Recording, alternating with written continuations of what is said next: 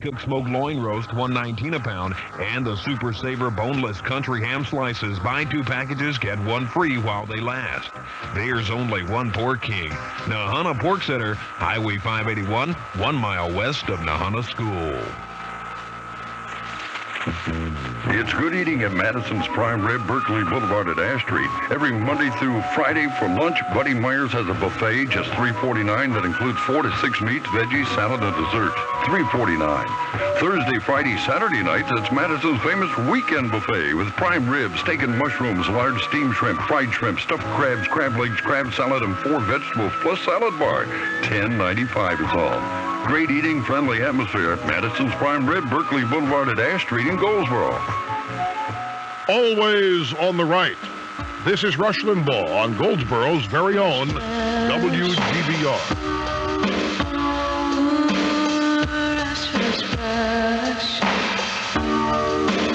I love your show with the groups you tease, and you beat up on the Kennedys. You're a genius, the whole country knows. That's why people send you their dittos. I love you and your body, talent on loan from God.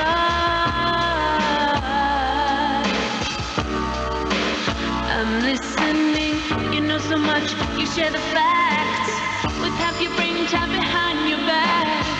You're my man, you're a king. Oh, Rush Limbaugh, please hurry, hurry, rush and talk to me. Each day I hear you, you're the voice of the EIB.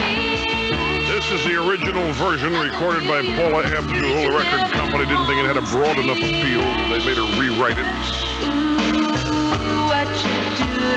Song originally a dedication to me. And you can only hear it here.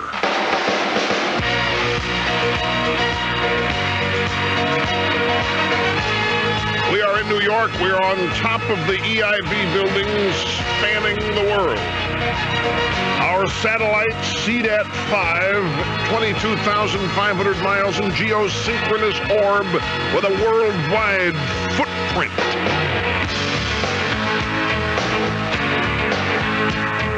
And back to the phones to Orlando, Florida. This is Don. Hi, welcome to the program. Yes, Mr. Limbaugh. Hi. I appreciate this very much. Thank you. You don't know what an honor it is. Well, I'm flattered. Thank you very much. I need the services of a wordologist and thinker of great and deep thoughts. You have come to the right place. I figured I had. Been listening to you lately, and I've been listening to the young lady who I believe is in South Florida, claims that male lesbians exist. Yes, this would be a feminist professor at the University of South Florida in Tampa, dangerously close to where you are. Oh, I understand that. Yes. That's why I don't go down that way. Yes. Unfortunately, she's a little bit late. I've been one for several years. Oh, we have a male lesbian on the phone? Oh, yeah. I discovered this at the bowling alley one night. I had recently pierced my ear, and someone asked me about it.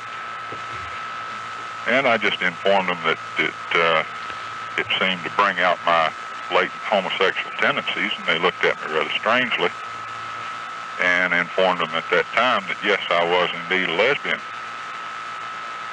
My proposition is... Wait, just say, you informed people at the bowling alley Oh, sure. that you were a male lesbian. Sure. A strange place indeed. Well, that's where I was hanging around quite a bit at that time. My proposition is that most men are indeed male lesbians, whether they would admit it or not. And not meaning to be embarrassing to you, I presume that you are not attracted to other men. You are attracted to women. And they to me, sir. And they to you. Yes. Without question. Yes. My question is, as a male lesbian. Pardon me? My question is, as a male lesbian. Yes. I have 5 children with my wife. How do we determine who is guilty of rape if all sex between man and woman is rape, and yet I'm a lesbian? Well, you have reached a thinker of deep thoughts, and you have posed a deep thought. You've posed a question here that may be in the abyss. All right, now let me see if I get this straight. You are recalling the philosophies and tenets of one Catherine McKinnon, feminist leader extraordinaire, who says that all sex, even the sex in marriage, is rape. Women just don't know it because they think they're in love. Correct. You are a male lesbian. Correct. You and your wife have 5 children, did you say? Yes. 5 children. So, who's guilty of rape is what you're saying. That's right. Right? Well, obviously, in a physical sense, it would have to be you. But you can't be criticized for it. Is the answer. You have been the aggressor here. You had no choice.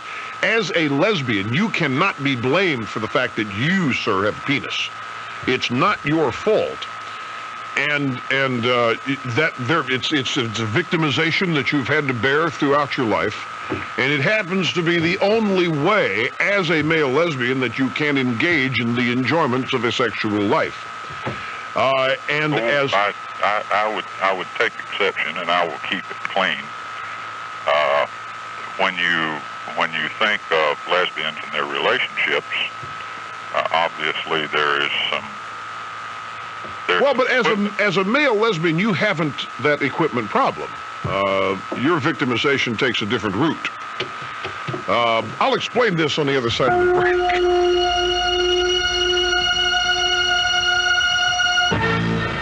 Hi, Rush Limbaugh here. You know, a major university recently surveyed over 600 employers as to why job applicants do not get hired. Number 1 reason? Poor communication skills. People do judge us by the words we use, and Verbal Advantage, a complete audio cassette vocabulary program, will give you the word power you need to communicate with authority and flair. To learn more, call now, 1-800-28-TAPES. That's 800-28-TAPES. This is WGBR News, Goldsboro's very own. Good afternoon at 2:30. It's 55 degrees. I'm Dory Roberts. U.S. and state agricultural sources and the Cooperative Extension Service say the winter storm accompanied by high winds damaged some tobacco greenhouses. The loss of electricity in some areas compounded the problem, causing some tobacco plant freeze damage. The Cooperative Extension Service reported Pitt County to be one of the areas hardest hit, with damages estimated at more than $200,000. A Goldsboro woman, Louise O'Toole of Best Street, told police she saw a man leaving her residence while she was out in the yard. She advised an officer, and the man asked if she had any yard work and then said he'd be gone. She decided to check inside the house and found her wallet and currency gone as well. A Wayne County Superior Court jury deliberated about 2 hours before finding 30-year-old Philip Wayne Goff guilty of involuntary manslaughter in the death of 2.5-year-old Amber Nicole Van Thiel. Involuntary manslaughter charges carry a maximum sentence of 10 years. Sentencing hearing for Goff is scheduled for today.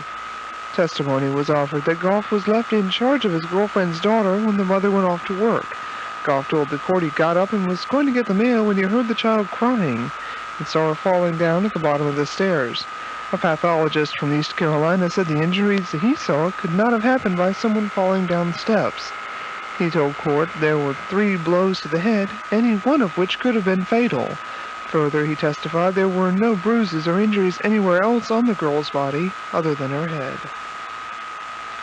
The village of Walnut Creek still hopes to seek legislation for extraterritorial jurisdiction for zoning through the Senate this session of the North Carolina legislature.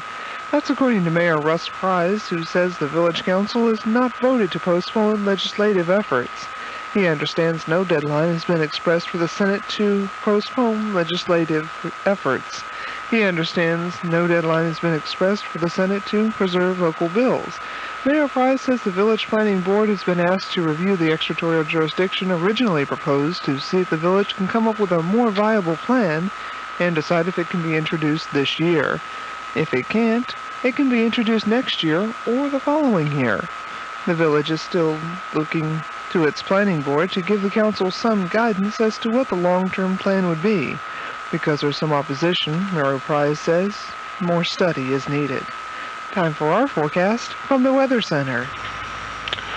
Well, it looks like we're in for more rain across the region. The rain will likely hold off until after dark across most of the region. Just a cloudy day for most spots, but rain will begin reaching the southern part of our region near the South Carolina border by dark. Highs 55 to 60 today.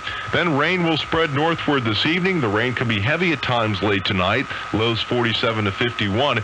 Expect that rain to taper off to drizzle tomorrow with highs 54 to 58. I'm Brian Orzel in the Weather Center. Thanks, Brian. Right now it's 55 degrees as we return to the Rush Limbaugh Show on WGBR.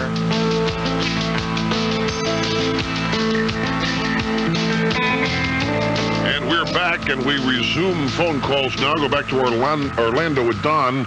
You still there, I trust, sir? Yes, sir. All right. I have deep thoughts during the break. And I have concluded, my original answer was that there was no rape, but then, of course, that can't be true because then Catherine McKenna would be wrong, and that's not possible either. Heaven forbid. So then I said, well, it's got to be your wife who's responsible for this because since you are a male lesbian, there was. So she had to send to you the signal that all was okay if your advance was to be made, and that would make her the aggressor. That would make you the victim. Therefore, you'd been raped. But then I thought, now that doesn't hold up either. And so then I would suggest that you actually performed this for the purposes, even though you were a male lesbian, you did hope that there would be a child, did you not? On each of these occasions? Oh, definitely. Well, then there's only one way to go here. Obviously, the blame for the rape must fall with all members of the pro-life movement. Well, I'm glad to hear that I can be held blameless. Yes, it's not your fault. You had nothing. You're just nothing but a victim, sir. You, as a male lesbian, are above criticism. Could I ask you one more question? Sure. Real quick? This is a slightly different direction and perhaps a little more serious. Yes. Have you ever gotten up early in the morning, watched cartoons, kids shows, commercials? I have seen my share of them. Even recently, I've not every day and not very often, but I've seen enough to know what's on many of them. Well, I've taken 4 days off of work this week, and I've been up early and watched a few of these things, and it suddenly dawned on me. That's the Democrats. You see these kids' toys, their cereals, their commercials, every product aimed at them. Smoke and mirrors, wondrous effects, great results, until you get them home, and they ain't there. They broke. You got nothing. Precisely what they're going to do to us. Well, you may have a point. I'm not quite sure I follow you, but I do know this, that Saturday morning cartoons are a haven for the liberal message. And they are utilized quite effectively as a means of influencing and molding young skulls full of mush. And so I think there is a desperate need out there for Rush the Cartoon series. And so there shall be. A project at present in development. Thank you. Thank you, Bloomfield, Colorado. Lisa, hello. Welcome to the Rush Limbaugh program. Hi, Rush. Dittos from a native Californian who's recently migrated to Colorado. Thanks very much. What part of California? Southern California. Southern. Do you miss it? Oh, no. The only thing I miss there is my husband, and he will soon be joining me, hopefully. Oh, good, good. So, I'm somewhat a student of English language, and I've always been interested in the dynamics of the language, how pronunciation changes.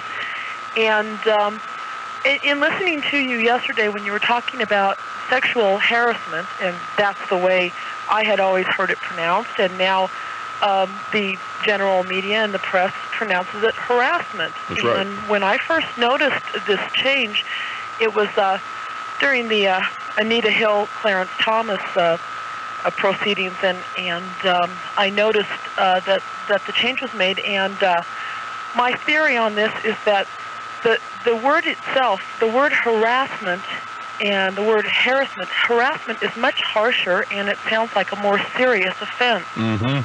And I was wondering why you also pronounce it that way. Harass? Yes. Well, because I do it right.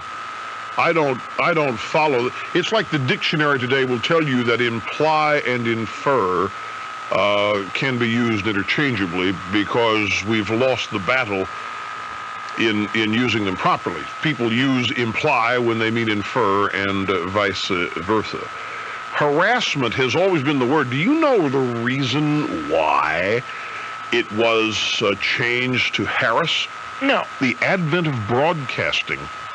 Seriously, way back, style books at old networks at NBC and so forth did not want the word ass, even if it was part of another word, on the air. So harassment became harass, and Uranus became Uranus. And that's the truth. Now, I find that interesting because the first pronunciation in the dictionary is actually harassment. Well, but that, you see, may be a capitulation to modernism. I think, for example, do you understand the difference between imply and infer? Well, sure. Yeah. What are they? Let's see if you do. Rush puts caller on the spot. Okay, let me see if I can explain this. If you imply something, it's difficult to explain. To infer something it'd be more deliberate. No, here's the difference. When you imply, you are the one taking action. You imply something, you must say something. Yes. When you infer, you are drawing an inference from what somebody else says. You make an implication by what you say or what you do. Correct. You draw an inference from what someone else does. So you cannot infer to somebody. You can only imply to somebody. You draw an inference from someone. But the dictionary today, will tell you that you can, and the dictionary gave up on this back in the 30s. I mean, it goes all the way back that far. But the pronunciation of words is something that is subject to much societal pressure and a number of things. But it's got two R's in it. It's harassment. It's not harass. It's harassment. Okay, well that's really. And I would urge you to pronounce it harassment. Well, and I would urge you to say it harass. Okay. Even if you're talking about bothering someone or the anatomy. Okay. Either way.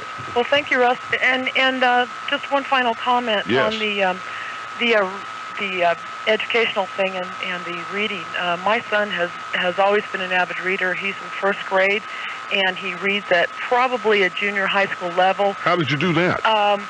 Well, actually, language acquisition and reading begins at the infant stages, and it's very, very important. I know, but how did you do it? Read to my son from the time he was... you made him want to know what you were saying in that book, right? Of course. That's how you do it. That's it. Sorry, there I go, teaching again. Ha ha! Happy to do it. Thanks so much, Lisa. What does your husband do for a living? What do you do for a living? My husband is in industrial sales, and I was most recently a paralegal. Paralegal. So how come you've moved out before he?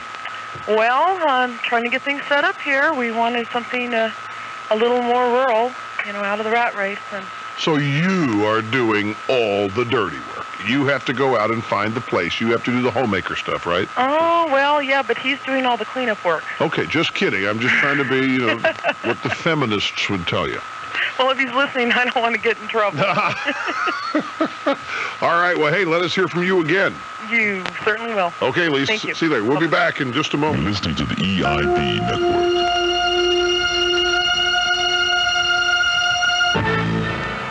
Everywhere I go, people are constantly offering me Snapple. Rush, have a Snapple. Here, have a Snapple. I was in San Francisco, of course, not long ago, and they had Snapple. Made a special trip to go out and get Snapple for me because they know I am so closely tied to Snapple.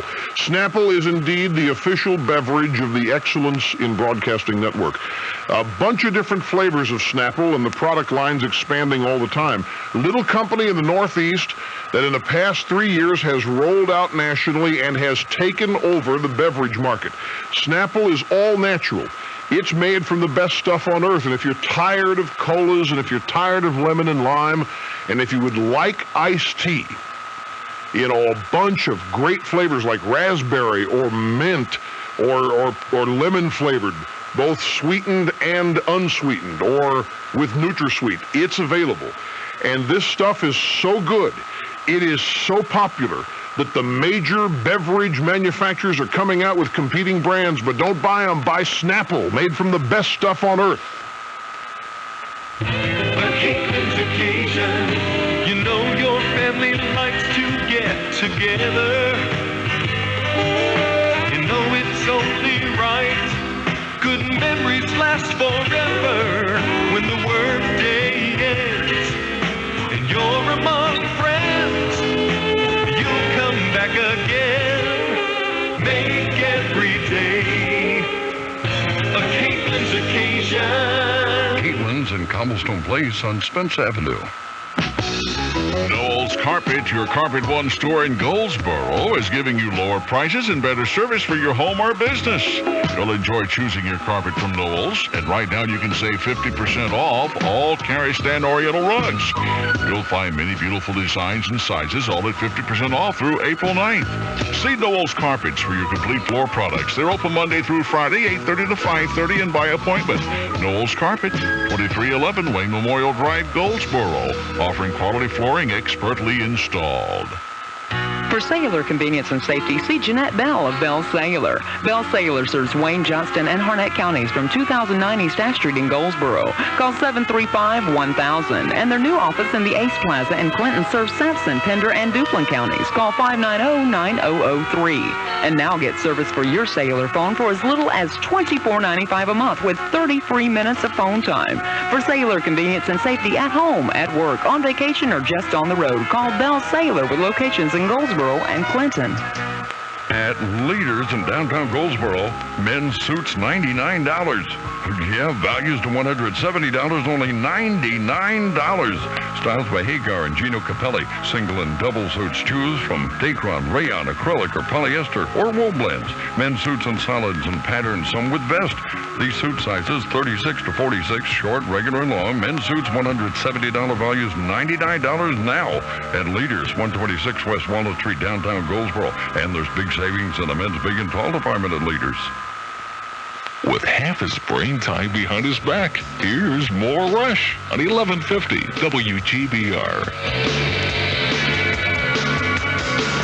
And welcome back, ladies and gentlemen. We're going to go out to the Antelope Valley in Southern California with one of my most cherished resources and friends, the Czar, the former Secretary of Education.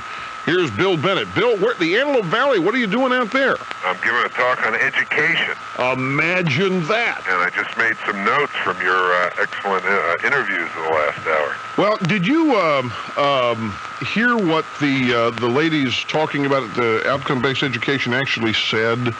Yes. I mean, the thing that troubles me about it, and I'm glad you've called because there's no more authority on the subject of education today than you. And let me ask you if I told them the right thing. I sense that outcome-based education tends to define standards down. Is that pretty accurate? That's right. A lot of it is attitudinal. And, that very smart caller you had who said, here the teacher's listing the daughter as having mastery, and she knows the daughter doesn't have mastery. Mm-hmm. Let's take an analogy to sports. Outcome-based football would be, at the end of a game, you would say, Lynn Swan tried very hard. Rocky Blyer did his best. That's exactly right. That's exactly right. Or Terry Bradshaw showed a good attitude. This would deflate football. Well, now, but I told you we had the school psychologist from Buffalo, and I said to her that that's exactly what this is. That it rather all it does is awards an L for people if they're trying, but let's not humiliate them if they're wrong, if they don't do well, because we don't. And at the same time, let's not give credit to those who achieve a lot, because that's just going to humiliate the others. And she said that's not at all what's going on in her OBE program. Sounded to me the way she was talking about her OBE program was. It was the way I was taught. You had tracks, and if you weren't doing well, that they kept you behind until you learned it. Well, the label doesn't always tell you what's in the package, right? I mean, you can have a sex education program which teaches kids self-restraint and abstinence, but a lot of the outcome-based education is just what you and the callers are suggesting. How widespread is it? It's very widespread. It's catching on, and it's it's another way of dumbing down education. Why is it catching on? Well, obviously it relieves teachers and to some extent some parents of the pain of having to face realities about what their children know and don't know. It also relieves the pain, which of course leads to effort on the part of children.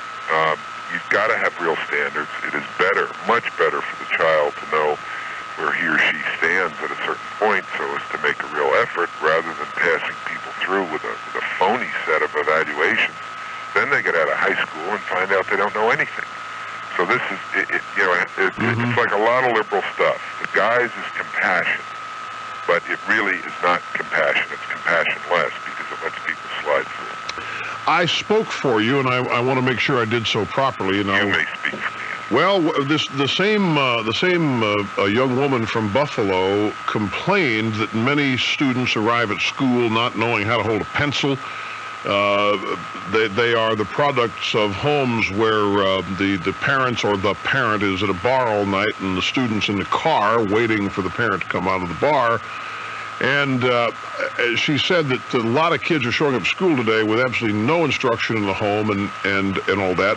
And I said, well, it pretty much ties in with what's happening to the destruction of the family as chronicled in the Atlantic monthly cover story for April that we talked about yesterday. And then I said, but I told her, you had traveled to the neighborhoods of all socioeconomic groups throughout this country, and you've spoken to people there, and it is your heartfelt opinion, I'm sure it's instinctive as well it is the result of research, that you give more parents more say-so in what happens to their kids, and you're going to have more of them showing up to school and going to school prepared to learn. That's right. Now, what would you say to her, though, to explain this anomaly of some of these, and how widespread do you think it is, these kids that are really spending the nights in cars while their parents are in bars? It happens. Look, the dissolution of the family, the point of the Atlantic article, the point we made in the index of leading cultural indicators. This is a fact.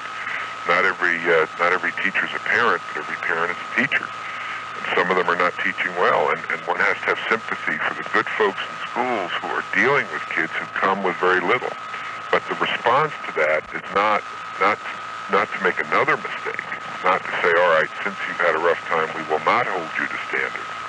It is, in fact, to do the opposite, to say we are going to be a force of stability and standards in your life. But there isn't any question that there's a lot of parental omission in education today. When you ask teachers what's the single thing that would most improve American education, they will tell you greater involvement on the part of parents. Turn off the TV, make sure kids do their homework. So it's a cooperative enterprise. What would you say to someone who is concerned that an OBE program is on the verge of implementation in their school system? Is there a way parents can stop this? Engage in the hardest politics of all, Rush.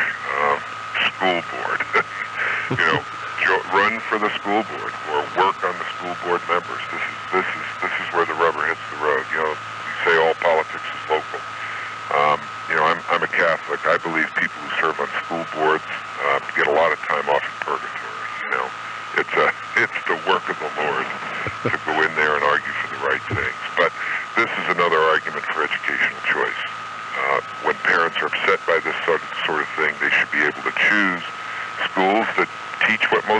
Quant Pod, which is math, English, history, science, and do it with grades and have real standards. How long are you going to be in Los Angeles? I'm going to be here for the evening. I'm doing a talk, and then I'm having dinner with David Horowitz and Bruce Hershenson, a couple of people you know. Hey, tell Horowitz, I thought that he was absolutely superb on Buckley's firing line debate on women in combat. I saw that too. I thought he was a little bit excitable, but he tried to bring the truth to it. He was funny. But you tell him he was great. I will. And give Hershenson my regards. He's hosting this show a couple weeks from today. Well, that's great, and your ears will be burning during dinner. We'll be talking about it. All right. Well, hey, if I'd have known you're going to go out there, I'd had you look up some people. But hey, come out and join us for dinner. I'd love 4 hours away. I'd love to. Thanks for calling in. I'm happy we got hold of you, and I'm glad you were able to do that. Thanks very much. It's Bill Bennett, the former Education Secretary. We've got a break. We'll be back right after this. You're listening to the EIB Network.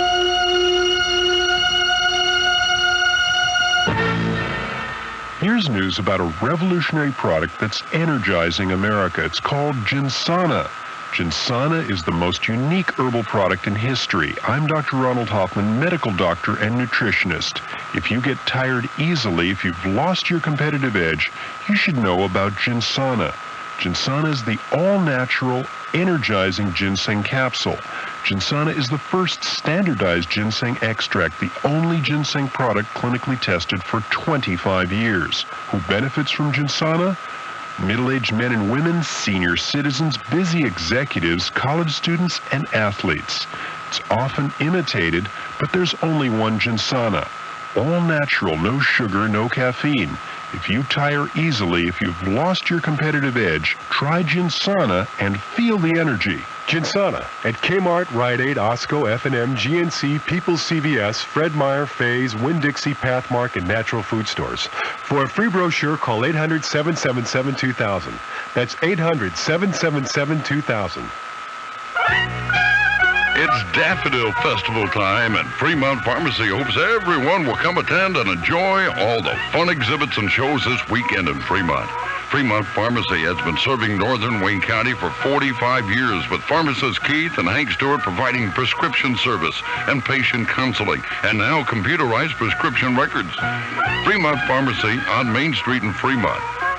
And they want you to come on up this Saturday during the Daffodil Festival from 10 till 4. Get ready for Heilig Meyer's greatest one-day sale. When is it? This Saturday only. How big is it? Over 400 stores big, and everything in every store is on sale for one day only, Saturday only. Save on living rooms, dining rooms, bedrooms, accessories, even appliances and electronics. Hey, there's just one rule. If it's at Heilig Meyer's, it's on sale during Heilig Meyer's greatest one-day sale, Saturday only.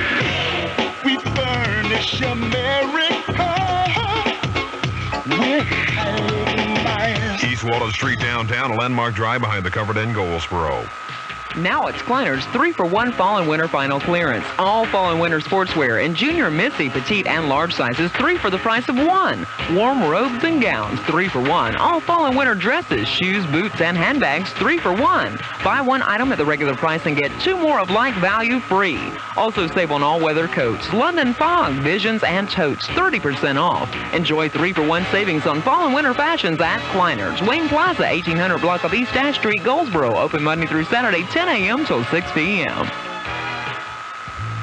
All About Travel is what travel's all about. And if you want to know what Las Vegas is all about, take advantage now of an American Airlines flyaway vacation to Las Vegas for 3 days and 2 fun-filled nights, only $349 per person, double occupancy. Las Vegas, the shows, the casinos, the fun. 3 days and 2 nights, only $349 per person. Call All About Travel at 751-0464 for more information. All About Travel, what travel's all about. Cobblestone Place, Goldsboro. Now, more of the Rush Limbaugh Show on 1150 WGBR.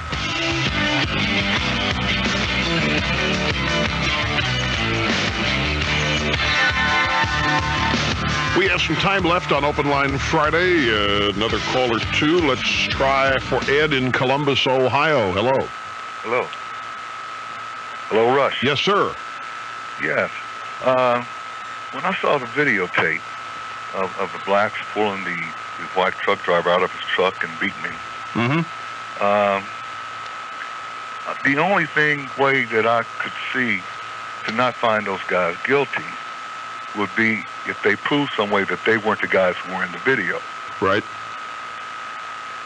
Equally, when I saw those cops, when I saw the tape of Rodney King being beat, the only way that you could prove to me that those cops weren't guilty were to prove to me that those weren't the cops that were in the video.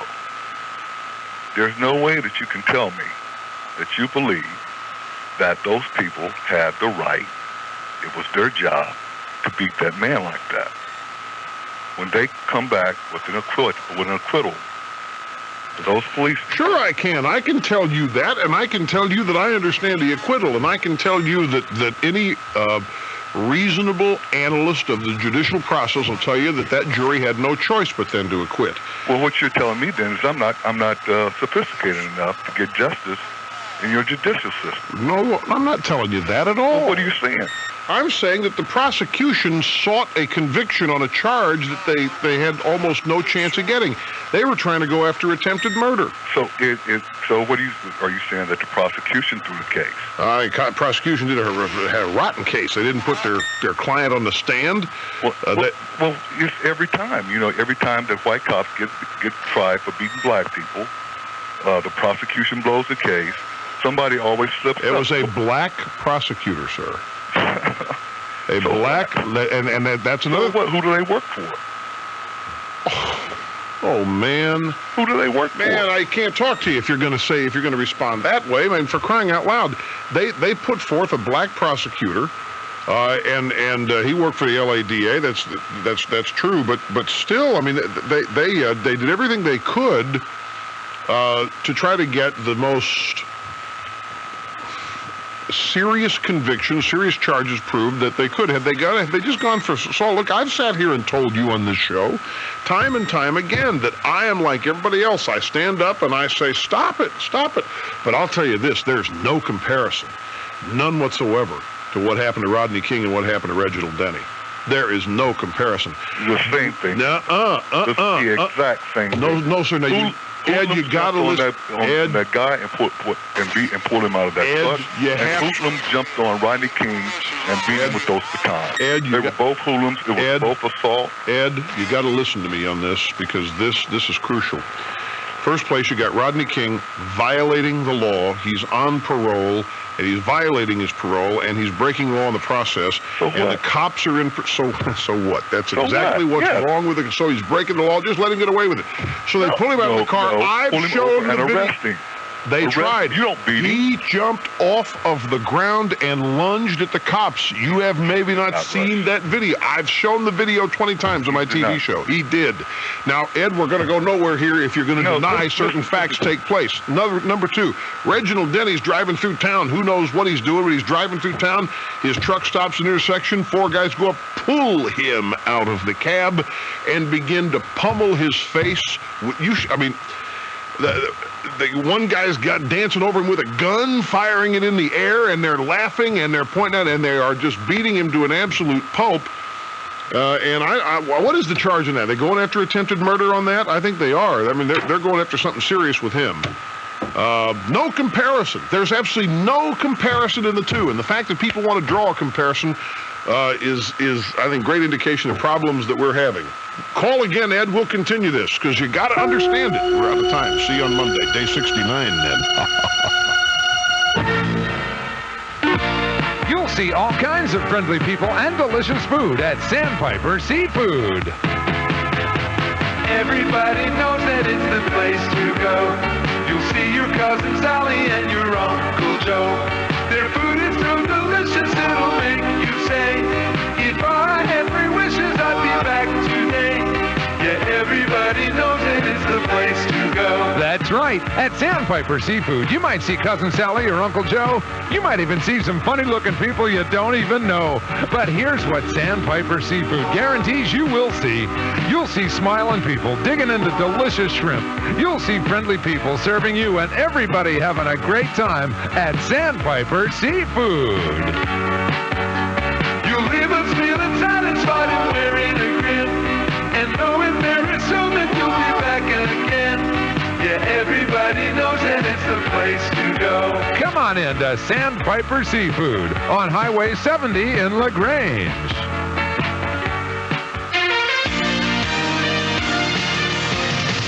First in Wayne County, this is 1150 WGBR, Goldsboro's very own.